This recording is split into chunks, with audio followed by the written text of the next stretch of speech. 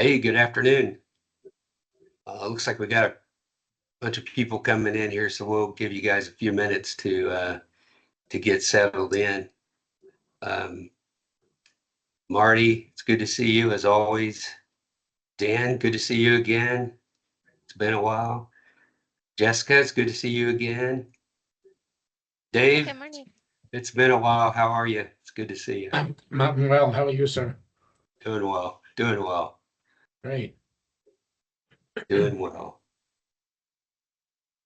There's little Dan Martin. What's What's going on, Dan shaking, Martin? Bill? Hey, Marty, what's happening? Man, it's busy over here.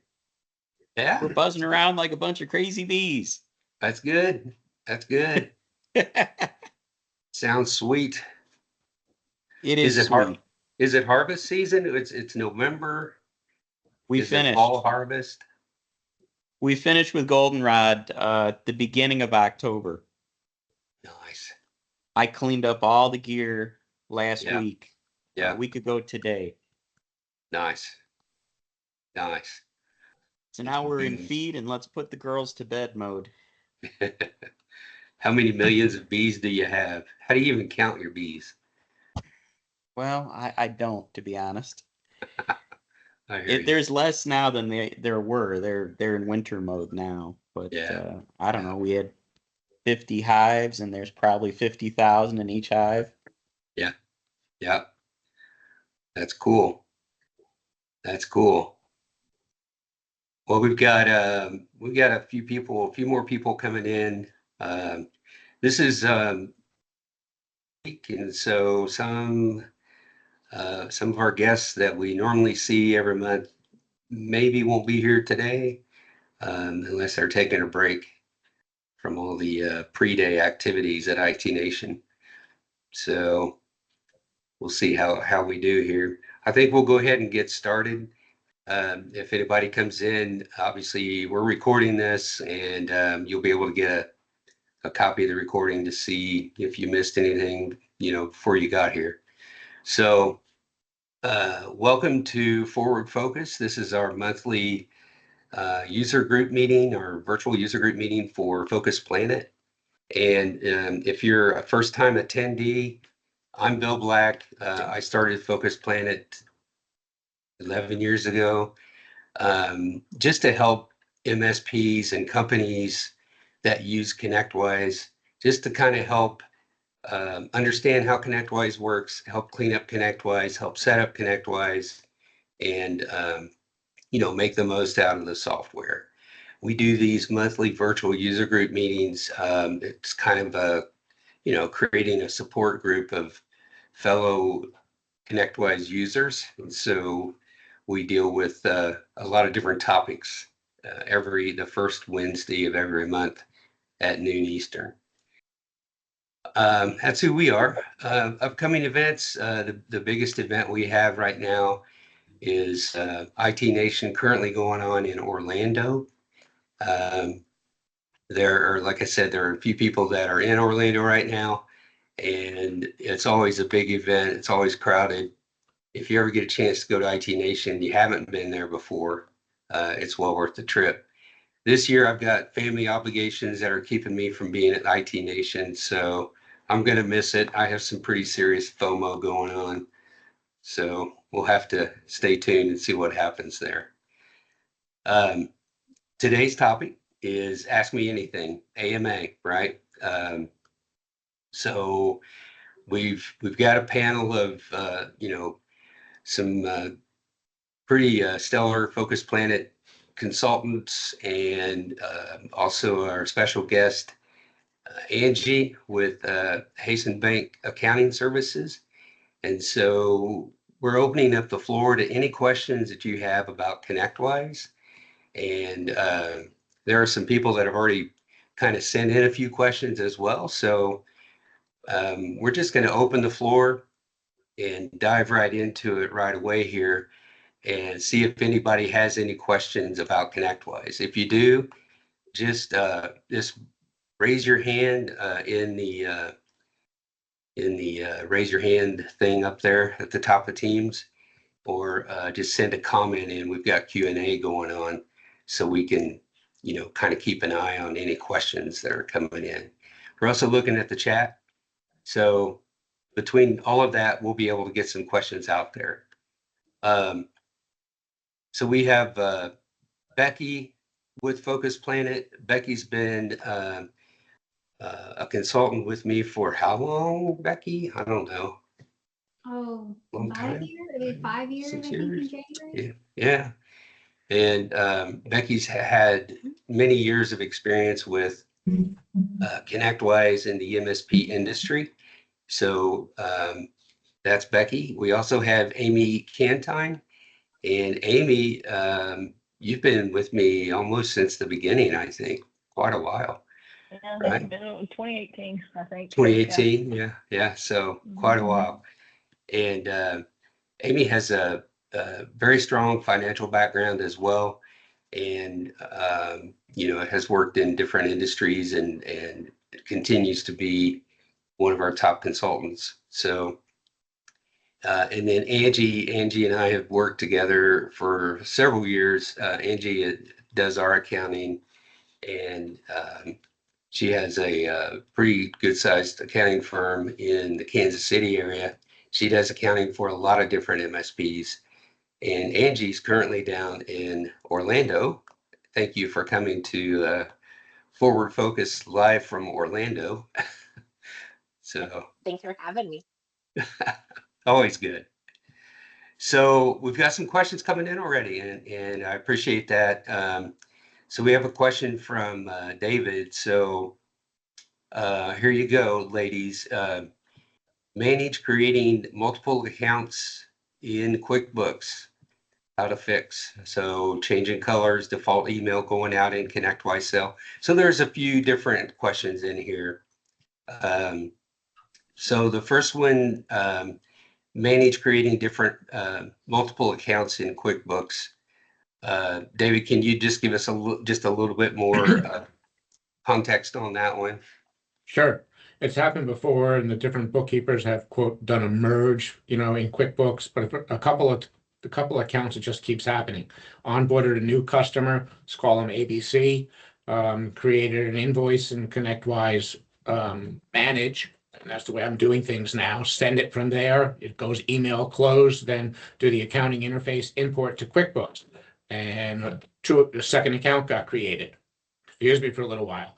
Just did a bunch of invoices this morning, and it created a third customer in QuickBooks. No idea why. Do you mean account as in customer? Yes. Sorry, Amy, do you want to? So are you said accounting interface, so are you still using QuickBooks Desktop? Yes. Okay. So typically what we want to make sure of is that client, underneath the company finance of that client, there is a thing called account ID. And if that account ID is anywhere, if it's not the same as the account client name in QuickBooks, then it's going to create that secondary account. So for example, if you have ABC and a period behind it, or an A space B space C, it has to mirror exactly what it is in QuickBooks that account ID does in Manage. Otherwise, it is going to try to create that, or is going to create that secondary account, because it doesn't think that it relates to that. So verify that your client name in QuickBooks is matching your account ID in Manage. So when you say the account ID, is that the company ID field under company details? No, it's actually under company finance within the company. Okay, company finance. Account ID. Mm-hmm. Account ID, I see it. Yeah. But that shouldn't be changing if there's only one company in ConnectWise Manage, right? So once it created the second account, it shouldn't create a third, I wouldn't think. But I see that. I can compare it to QuickBooks. Okay. I will do that. So And one of the another things. part of that is, Go ahead. Pardon? Angie. sorry, Go ahead, Angie. I was just going to say that another piece of that could be that if you're, for some reason, you change the name in QuickBooks and not in Manage, then it's going to create another account. So I just like to use the rule of thumb of, if you change it in one, you have to change it in the other. Understood. And yeah, And then, and when you do that, I always copy from QuickBooks and then paste it in Manage, because, if it has any little space or anything that's an oddity, it thinks it's a totally different account and will create that. thank you for that. The other two, should I keep going or you want to give it? Yeah, go ahead. Thank you so much. And I think, Amy, I think you helped us long time ago. I certainly don't Yes, remember working yes, with Bill. I do remember talking to you, and yeah, absolutely. Thank you very much. The other ones are cell questions, right? And I haven't looked at it. I mean, it's just, I know it's doable, but it's not doable by me. Simple things like, how do I change the default email going out? So I don't have to type, cut and paste all the time.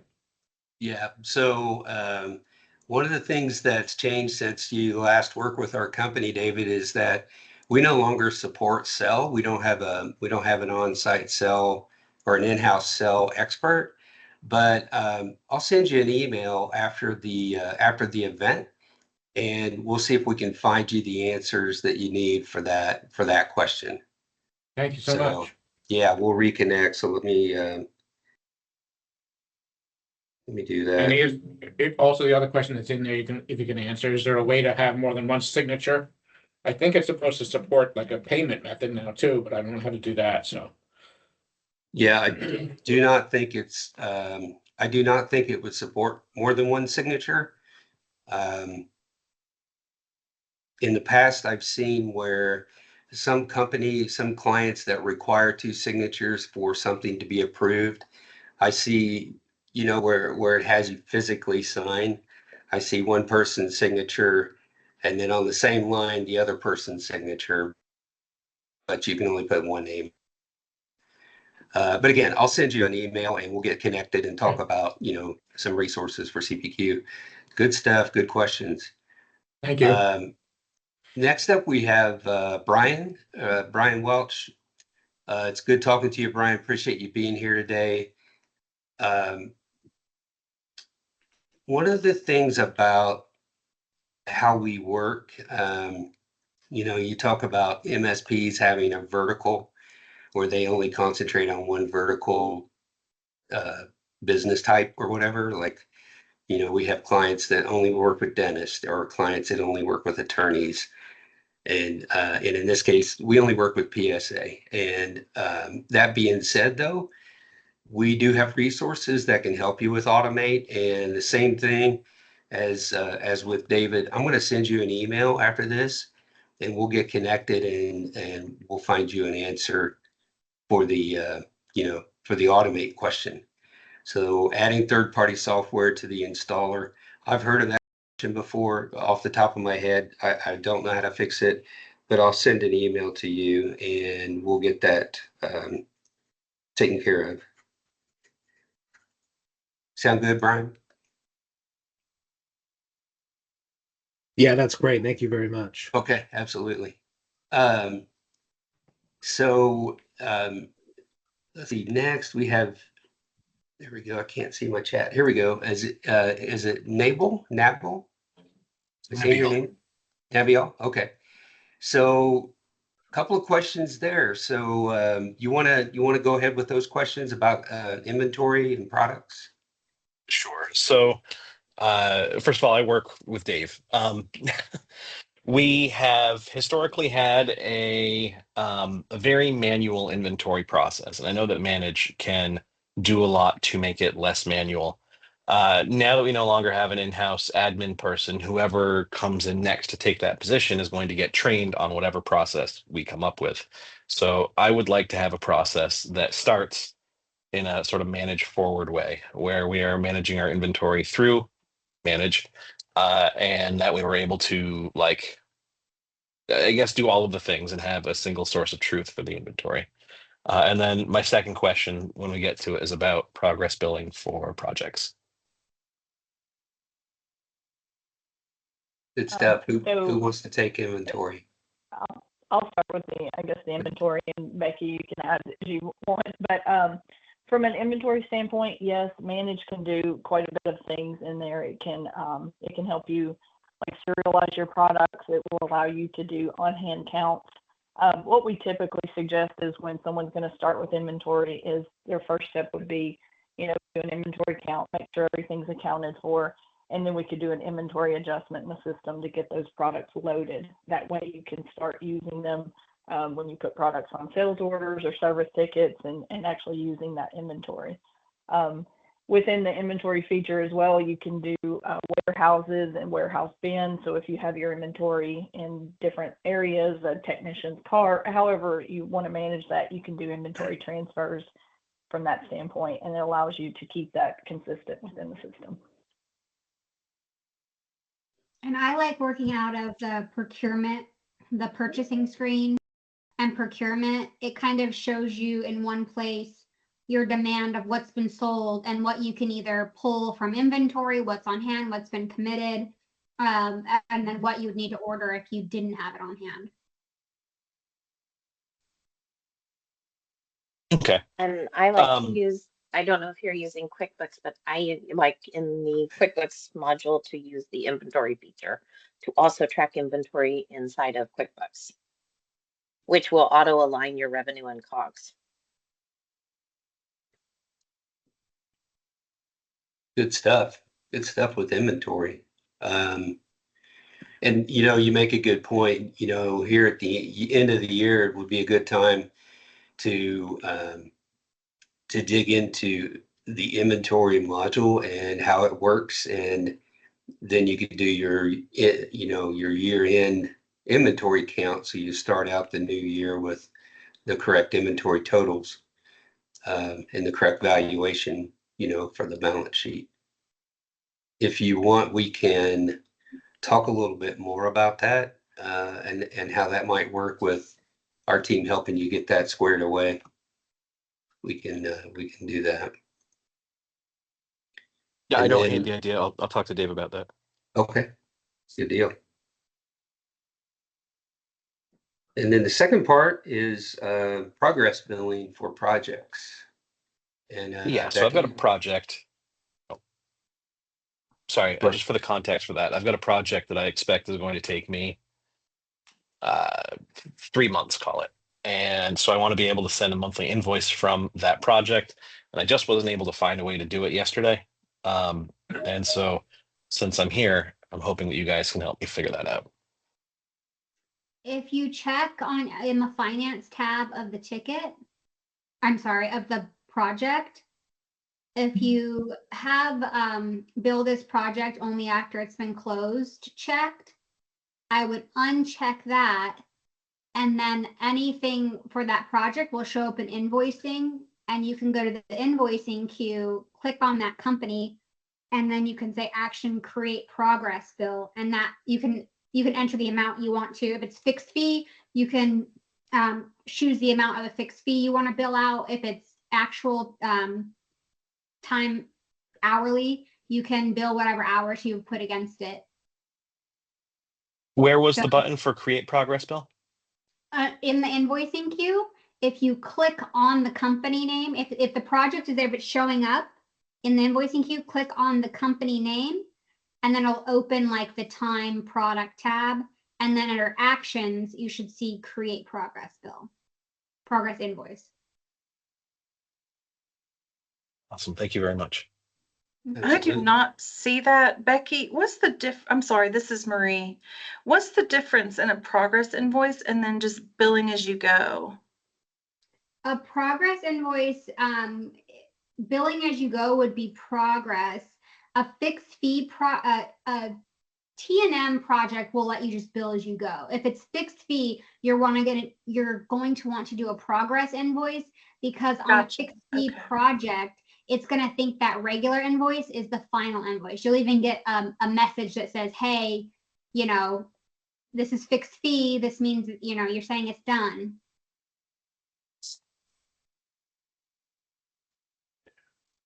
Good stuff. That's a good way to really manage your cash flow in those long-term projects, is to use the progress billing. Next up, Jessica. You've had your hand raised for a little while, so appreciate your patience. Oh, you're on mute. It looks like you're muted. Sorry. There you go. There Good you morning. go. Yeah, Good morning. still early here. I don't know if this is related, but I am trying to find out what ConnectWise ASIO is. Our account manager wasn't very helpful, and I don't really understand if it's something we need to be looking into. I think we all want to know. Oh, Yeah. okay. Yeah. ACO is I the think- new. Oh, go ahead, Becky.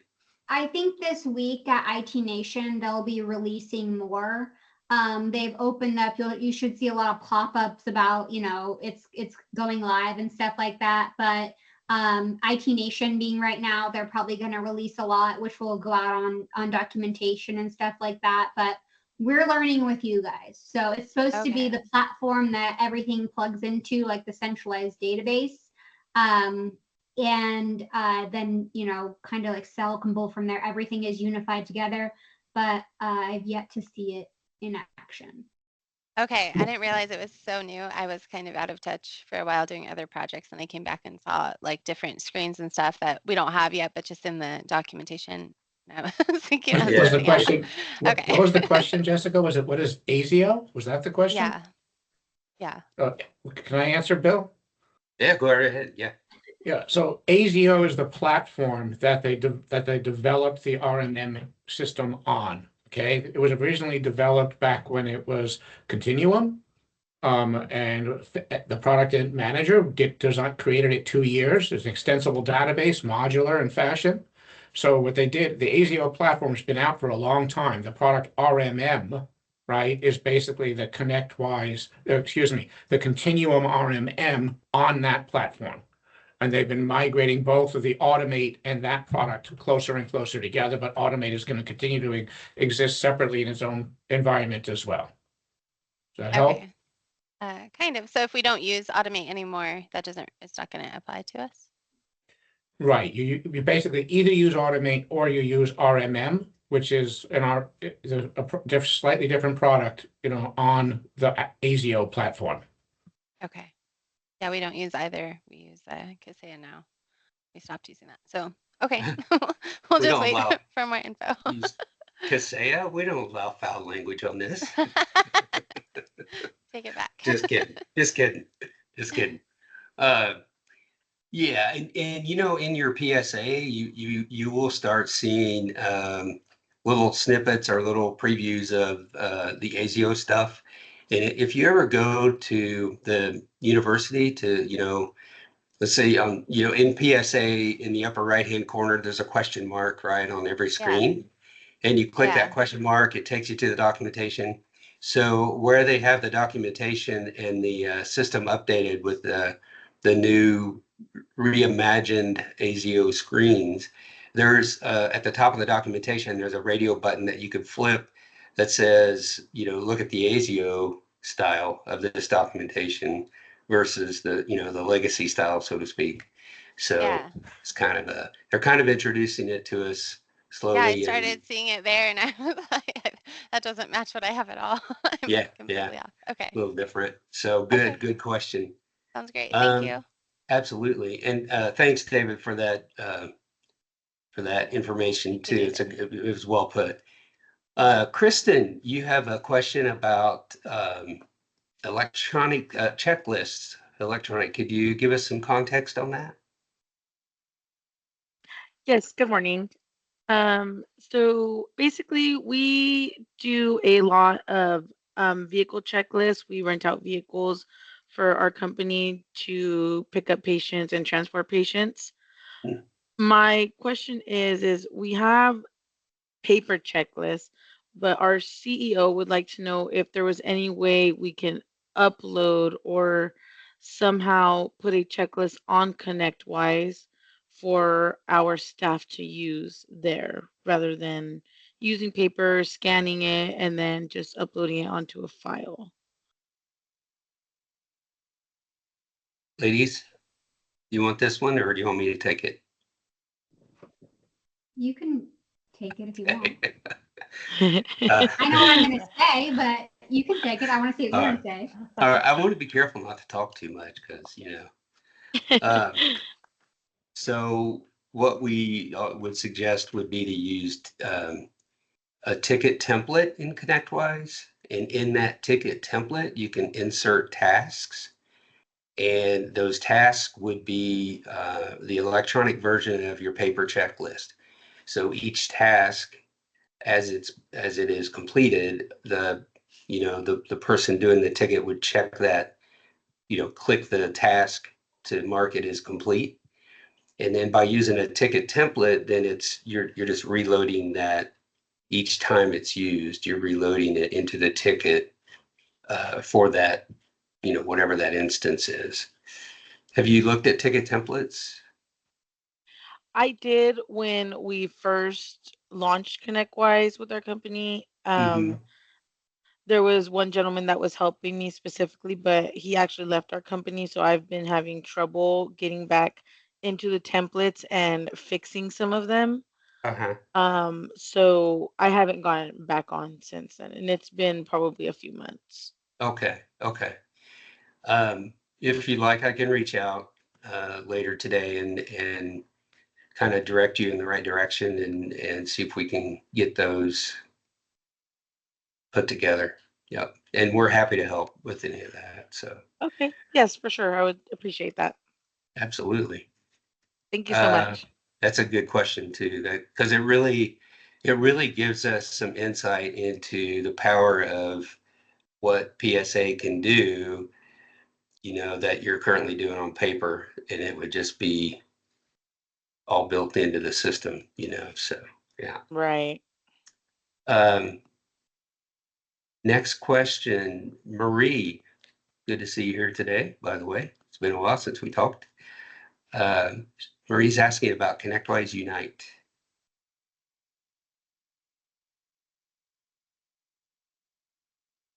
Becky, Amy, anyone? Becky, you're muted. Are you talking? Sorry, I'm here. There you go. ConnectWise Unite is the platform that will hook to your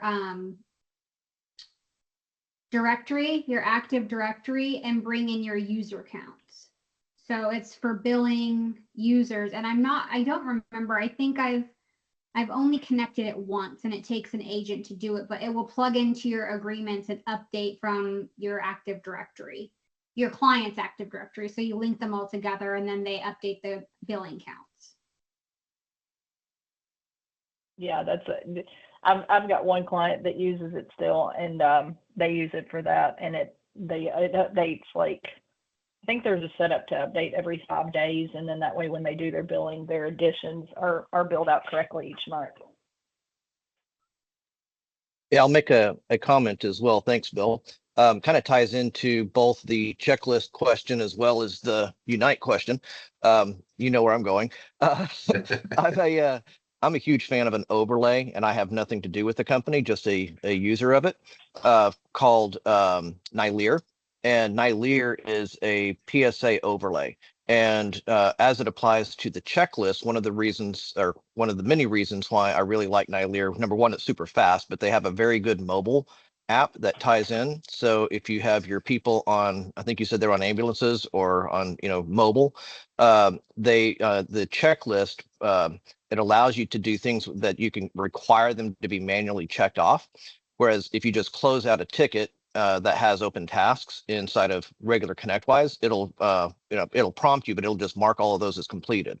Whereas Nyleer will require you to manually check off each one of those as having been done. And you can also have it to, put a response or an answer to each of those tasks.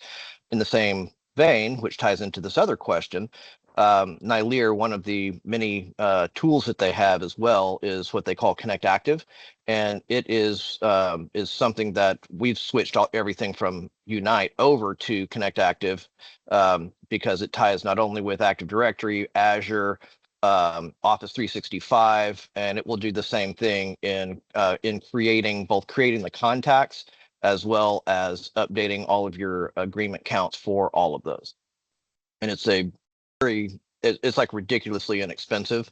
It's probably the number one add-on to ConnectWise that I usually recommend to people. And what I've seen, to Dan's point, is a lot of people don't bill off of Active Directory, and where Nightlier actually does the user. So a lot of people are like, oh, I want Unite, but their billing model doesn't match up the capability, where Nightlier goes in and actually does the users versus the Active Directory, because Active Directory has everything like sales ad, info ad, you know. So Yeah. Nightlier is a fantastic product. Way easier to implement too. Yeah. Yeah, good stuff. So Marie, did we answer your question? Okay. Yeah, I think so. I think I have Oh. more questions that are not for this call though, so. Okay. Yep, absolutely. I understand that. Jennifer, I got your email earlier. I haven't had a chance to answer it, so this is great. We'll get it answered here. Okay. It's good seeing you again, by the way. How are you? Jennifer's asking, is there a way to have labor not as inventory convert to the product tab? No. That's what I thought. not. It makes sense, but it just I feel like it messes up the invoicing because it winds up going into fixed fee, right? On the we go from opportunities to tickets. We don't do that. We never wound up implementing the sales order. So I believe it goes into fixed fee if it comes over at all. If we use the labor that's fixed fee, it'll come over to fixed fee. But when it invoices, it doesn't invoice properly. Yeah, it's related Is to how that- you am set I- it up. Like when it's a class of service, you can make it a time and material, which will make it actual, or you can make it a fixed fee. So you can have that setting, but it's still not going to send it over as a product. It's still going to show just like you said. If it's a fixed fee, it's going to just show that fixed fee on your invoice, which you're not the only one. Honestly, all of my clients have asked that same question and hate that answer. Because it's they only don't going like to how it's invoice for the represented on fixed the fee. invoice. That's what you're Correct. saying, right? So, Yeah. okay. Okay. Sorry, I feel like I should put my video on, but okay. Sorry, I don't mean to be rude. Hi. Okay. All right, so fixed fee is definitely not the answer, because then that's why it's only invoicing for the fee, because it's a fixed fee, so it doesn't recognize the products, period, right?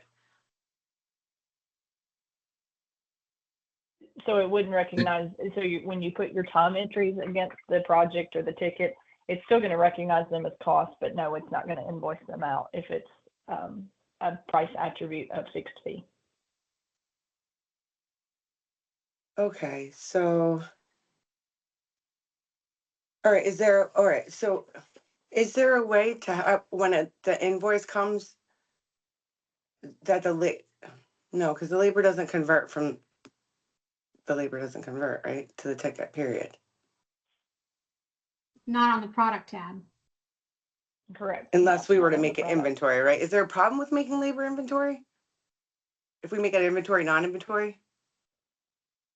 It would just come across in your purchasing screen as something you would procure, which a lot of my clients do that, and then they just do a cleanup every month and just put it on like a purchase order or cancel it. Yeah, clear it out from there. And that way, with it being inventory or non-inventory, you can easily, convert it and it will go to your products tab. Yep. All right, so that's what we should do then, I guess. And then we just, what am I clearing each month? I don't know if you're using the procurement model, like the purchasing side.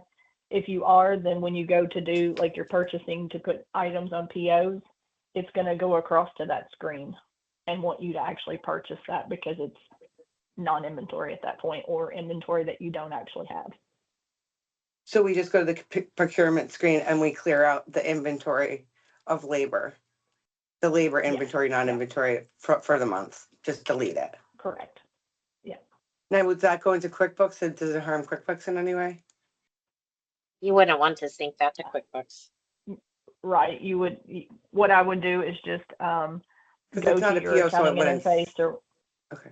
Right. Yeah. Okay. Yeah. Just remove that record. That way you don't have to send it across. I have one more quick question. Is there a way to stop ConnectWise from changing my billing addresses in QuickBooks?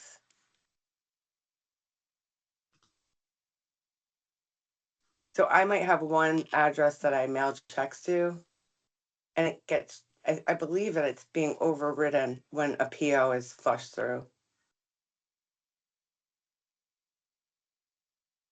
By I don't whatever believe I've reason. seen that. Yeah, I was Yeah, just I'm gonna not sure say, I've seen that either. Okay. There was something in the company finance or something that's sending over that new address, right? Would I'm that be not a thing? sure. I mean, I will dig in here. You give me a direction and I'll start digging. But I guess I'll start in company finance then. Mhm. Okay. I Yeah, mean, it's not a big deal. It's just, I rarely write checks, but sometimes when I'm trying to reconcile my bill pay through the bank and make sure all those addresses are correct, then I'm sending things to addresses that aren't working on the checks either. yeah, But okay. yeah. All right. I'll check in company finance and see if I can do something there.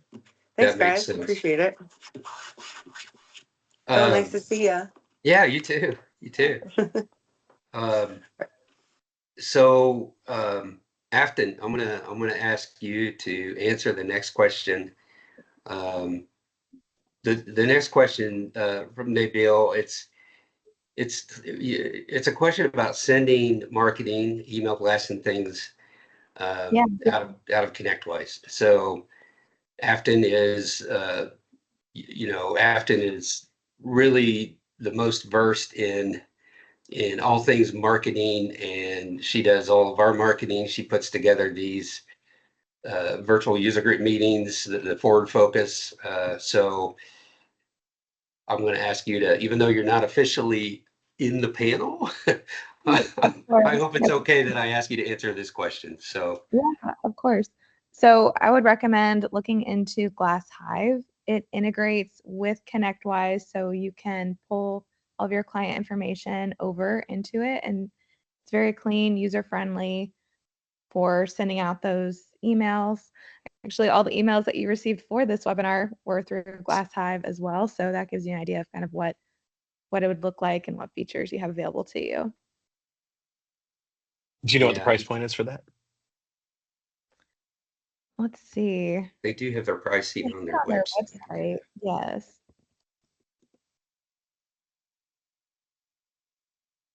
I'll put the link in here for you and you can look into it further. Or if you have Right. specific questions, happy to help and chat as well. My 2 cents is anything except the communications manager is better. Yeah. Yeah. Yeah. One of the things about communications manager is that, it was developed before the Spam Act, right? So you could send a bunch of emails through it and get blacklisted because it doesn't have the whatever it is that keeps you from getting blacklisted. It doesn't have that built in. In PSA, Communications Manager is convenient and works well if you want to send a client, like everybody at a client site, notification that there's a maintenance window coming up, or any kind of notification to 15, 20 people, 50 people, whatever. It's good for that. But for actual marketing, I would look at something like GlassHive that integrates really well. Afton has our setup. It's really nice because, if you're doing an email blast for marketing purposes and you want to convert, you have an opportunity there and you want to convert it and get it into ConnectWise, it's just a click of a button to get everything converted over. So Yeah, the integration works really well with ConnectWise. mhm. Do a lot more features. Also, Focus Planet will be doing a webinar early next year on GlassHive, so keep an eye out for that. We'll be talking about all things marketing and how to use GlassHive as well. If you have more questions. Yeah, looking forward to that. We'll probably have it as a focus of one of our forward focus meetings. So good stuff. What other questions do we have out there? Did I get everybody's questions so far?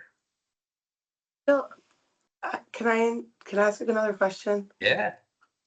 Thanks. All right. So Dave just asked. Hold on. Hey, Dave. Can you come in here for a sec? He said if we do the labor as inventory, and then we clear it out, what does that do to our profit and loss? How does it get into QuickBooks? You clear it out of Your the labor. Yeah. The clearing it is out of the purchasing. You're not doing the PO. You're clearing the PO over. You're still bringing the invoice over. Bringing the invoice over as inventory. I would make that product. I would make it non-inventory. Right. In QuickBooks. Yes. Yeah, you'd make the type non-inventory. Wouldn't you And do that'd be fine. inventory too? What'd you say, Becky?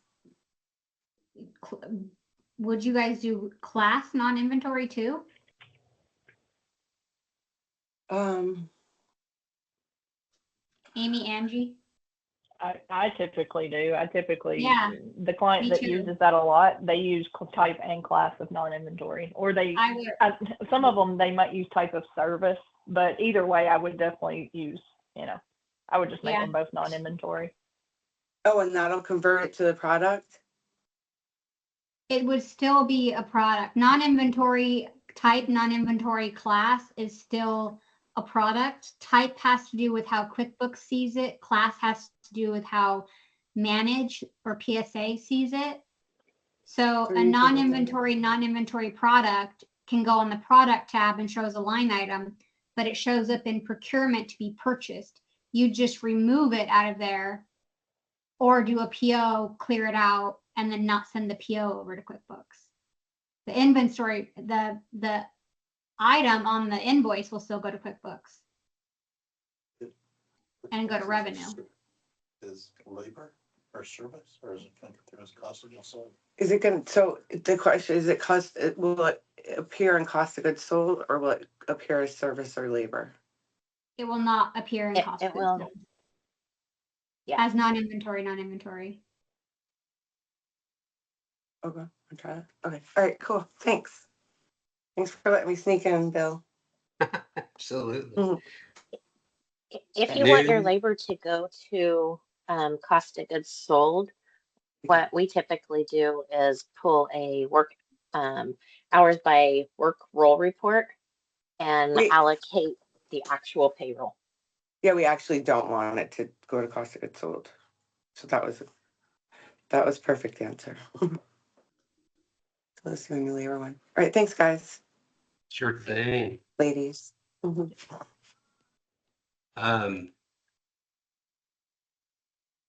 So let's see here. We had a couple of pre-submitted questions. Where did I put those? We probably only have time for one or two more. There was a question about what advice would you give to a business starting out with ConnectWise? Is anybody here in that situation, just starting with ConnectWise? Okay. I would say keep it simple.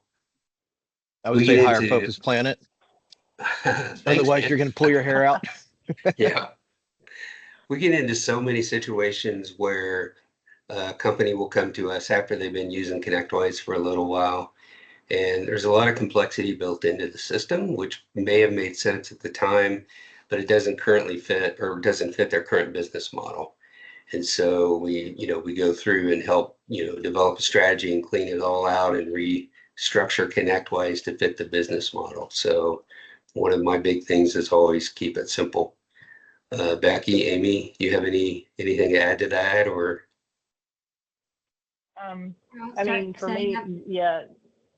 Oh, sorry, Becky. Go ahead, Amy. All I was going to say is I definitely agree with you, Bill. Keep it simple. And people, I think, don't realize the like under your system and my company setup. So you have that owner structure group. that is so important when you're setting up ConnectWise to not just overwhelm your structure within your system. I mean, so many people want to add so many different complex layers, and then by the time they hire us and try to get us in there, it's kind of like unweaving a very nasty web from that standpoint. So keep that simple, keep your work role, don't add things to your system unless you know you're going to use them. Like, don't add 50 work types if you can get away with 2, because then you don't have to worry about your technicians not knowing what to do from that standpoint. And yeah, that would be my kind of starting out. Make sure that you've got knowledge and you understand things before you just add them in there. That is actually exactly what I was going to say. The company structure. Stay out of there. Less is more. Less Yes. is more. Yep. Exactly. Yeah. Yep. And if your company structure is complicated,